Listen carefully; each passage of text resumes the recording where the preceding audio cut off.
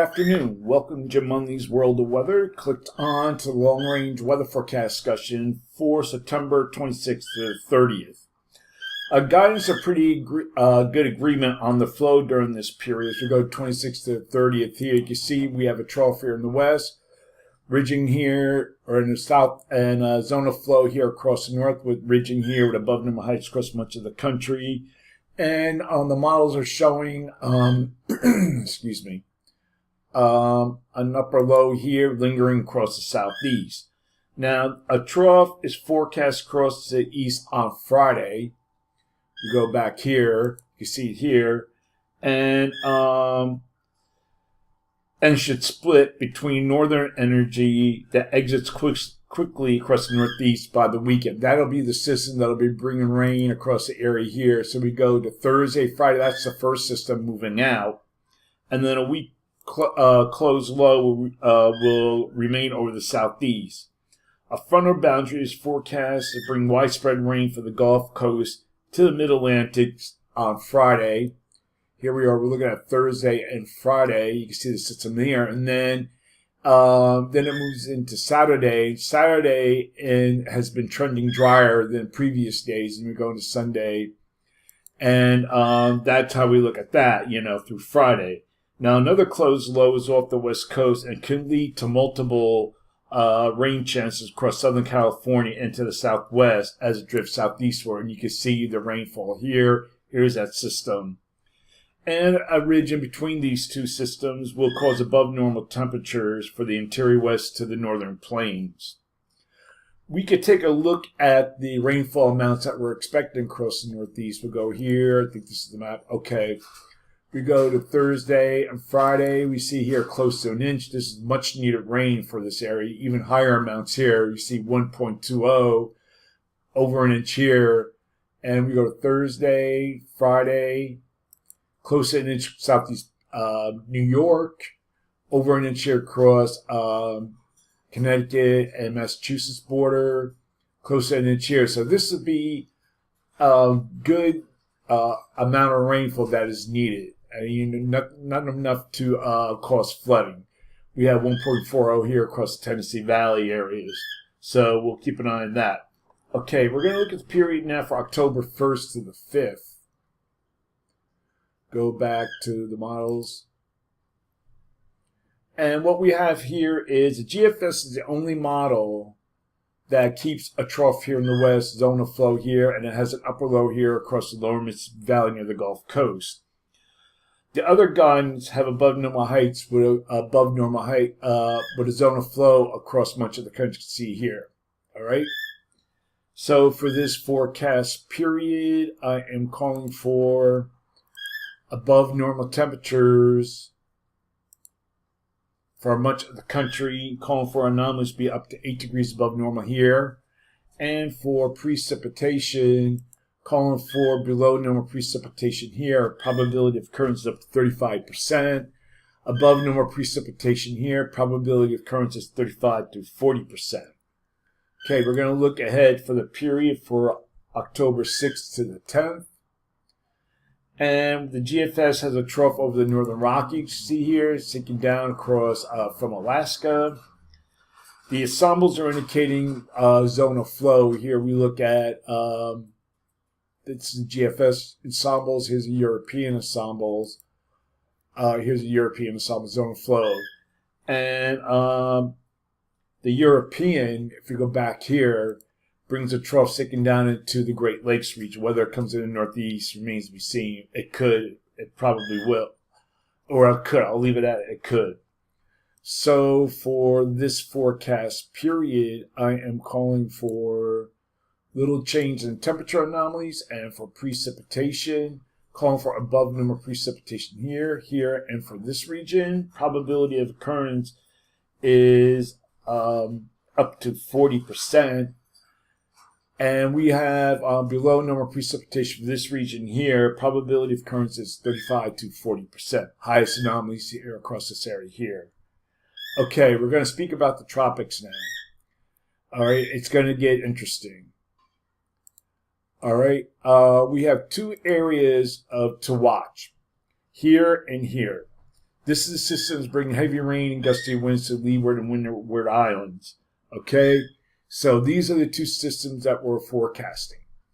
So we're going to look at the models and see what they're saying about this.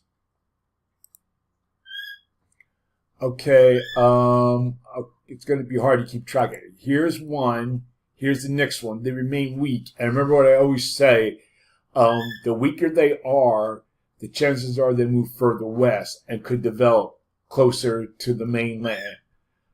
That's a possibility. The stronger they are, they get picked up by the main flow here to the north around this ridge and get carried to the northeast as we had the past systems. But they're remaining weak as we go through the period. So we look at the GFS. Here's one system.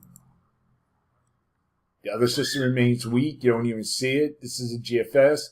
And then it kind of brings it to the northeast, depending on how much troughing here is on the East Coast. Okay? The other system remains weak and then develops. You don't even see it, but according to the GFS. All right, but this could change in the next week or so as we get closer. Here's the European.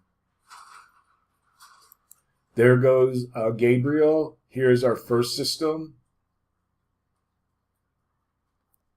Here's our second system. And now the one thing is they're kind of close to each other. One or the other will form. Or nothing will form. It's kind of like a hard forecast to say because the atmosphere, it's kind of too close together. So one overtakes the other. Right? It'd probably be this one. It overtakes that because this one's stronger. Or they could form the Fujiwara effect. All right, so look how close it comes to the southeast coast. See how one overtakes the other? See that? It comes close to the southeast coast. So this remains a threat to the region, I would say, later next week. Keep an eye on these systems. They'll probably change from run to run. We've seen this before, and nothing is set in stone. This is just a prognostication of what's to come. Now, we can look at the other system. We can take a look at our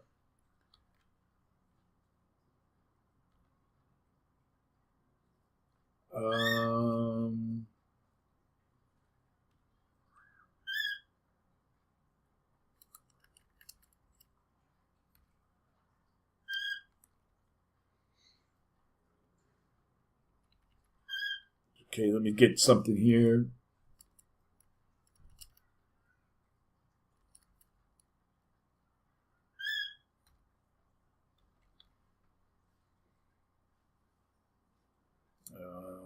Can't type to save my life.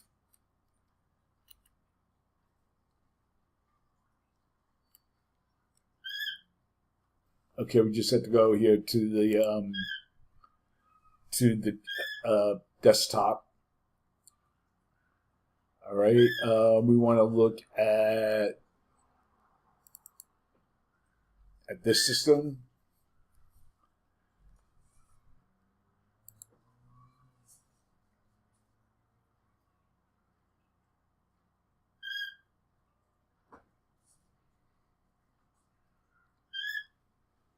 Okay, so here are the two systems that we're talking about. This one and this one. Look at how they're going here. Now, here's the cone of this is where it's forecast to develop until it gets over here.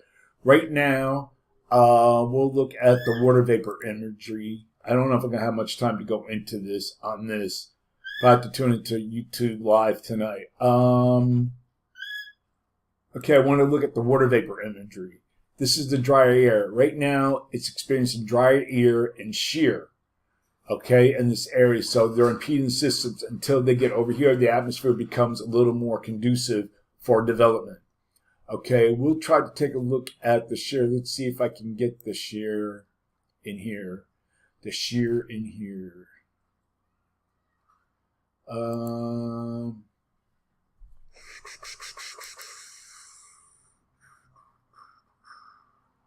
Okay, we have it. Here's the European. So here's the first system. So in this area, there's less shear. Up here, there's greater shear. So here's the first system